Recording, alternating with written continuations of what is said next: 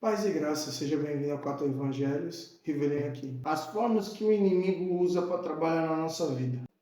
Capítulo 2, versículo 16. Porque todo que há no mundo, a concupiscência da carne, a concupiscência dos olhos e a soberba da vida, não é do Pai, mas do mundo. Mateus capítulo 4 diz assim: Então foi conduzido Jesus pelo Espírito ao deserto, para ser tentado pelo diabo.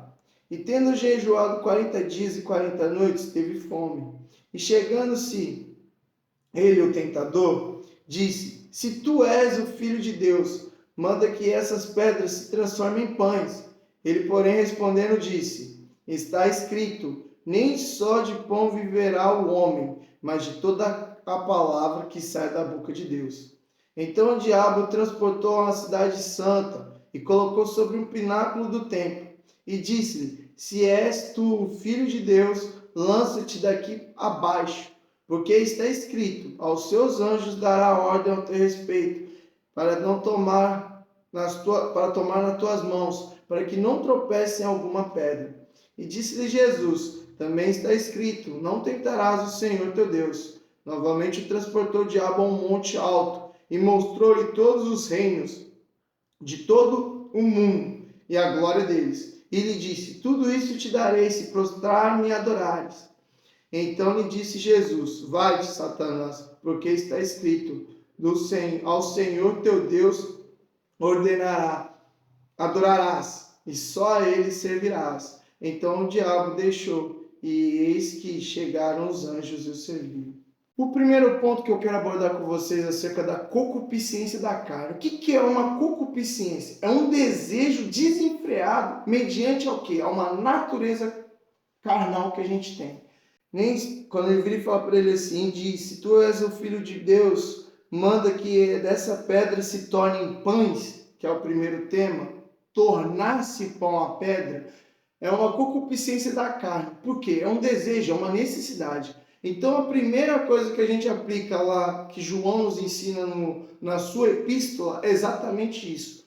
Uma das coisas que o inimigo trabalha na nossa área é a concupiscência, um desejo carnal. Naquele momento Jesus teve fome. Então o que ele atribui? Atribui a pedra para que Jesus o transformasse, para provar que ele é o Filho de Deus e automaticamente saciar uma necessidade carnal, que era o quê? Se alimentar.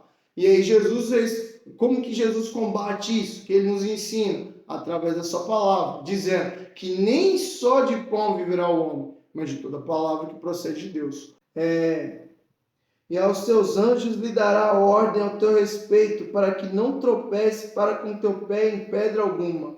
Quando o inimigo transporta Jesus para aquele alto ali e diz para ele se precipitar ali, ele já está querendo o quê? Que haja tentação. Às vezes a gente quer tentar a Deus mediante ao quê? Algo que ele diz ao nosso respeito. Como essa palavra que ele mencionou acerca dele para ele se jogar de lá, que Deus enviaria os anjos para não tropeçar com teu pé em pedra, ele nada mais do que ele usou a palavra contra o próprio Jesus, através da quê? Da concupiscência, né, dos olhos, para o quê? Para que ele viesse a tentar o Senhor.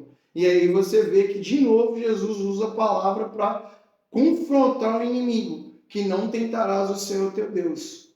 Outra questão muito importante a qual o inimigo usa também na palavra de Deus, quando ele leva ele para um alto do penáculo ali e mostra para ele todos os reinos, que aí já entra a soberba da vida, que nada mais é do que as coisas terrenas. É tudo aquilo que é agradável aos nossos olhos, que nós desejamos, que nós almejamos para a nossa vida. Não que isso seja pecado, você almejar um carro bom, uma casa boa, mas a questão é a intenção que você tem. O ponto que isso pode te afastar de Deus. Porque naquele momento ali era uma troca. O inimigo é dono de tudo isso. Tudo isso que você vê, que você deseja, que você vê passando na sua tela, são coisas que provém do inimigo, não provém de Deus. E são essas coisas que não faz o quê? Nos tirar do foco. E às vezes a gente porque a palavra de Deus nos ensina o seguinte: buscar o reino de Deus é sua justiça, e as demais coisas vos acrescentará.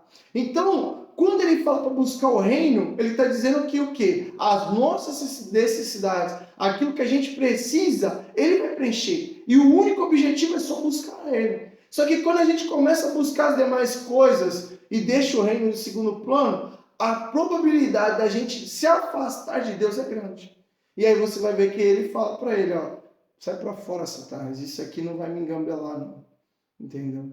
E o que nós aprendemos com essa lição de hoje, através do Mateus capítulo 4, acerca da tentação de Jesus, é exatamente do que todas as vezes, independente dessas áreas, seja a concupiscência da carne, a concupiscência dos olhos, a soberba da vida, tudo isso a gente se combate com o quê? Com Bíblia, com palavra de Deus. Porque a promessa feita através das Escrituras é eternas. Isso nunca vai mudar.